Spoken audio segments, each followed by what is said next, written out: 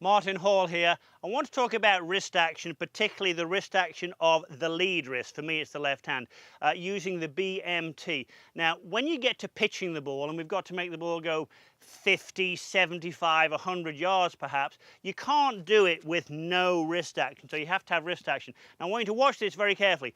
This is not the wrist action you want. This is sort of flapping, might be good for something. I haven't quite worked out what it is yet, but you don't want this wrist action. What you need for pitching to create a bit more clubhead speed is this wrist action. It's called ulnar radial deviation, but we'll just call it wrist cocking. Now, with the BMT, I've placed the reference ball just above my left thumb, and as I go back, I will know if I cock my wrist properly about here, because that ball will touch just in my left thumb joint. I love it.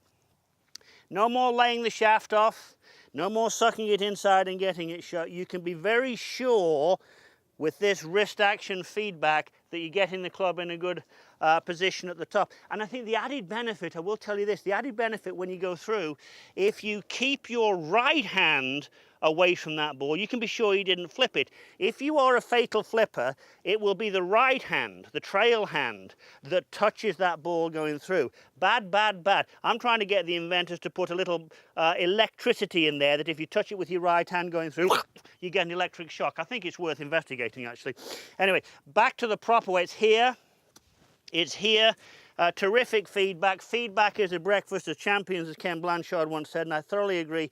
So this will be, close to a 100-yard shot. I'm getting some wrist action going back, keeping the wrist action out going through. It gives me arms going through the ball. It gives me body turning going through the ball. It helps me what some people call sync it up through the hitting area. It's a terrific device to help you understand what the hands do. The pros tell you they don't use the hands. I would say otherwise. They use the hands properly. The BMT will show you how to use your hands properly.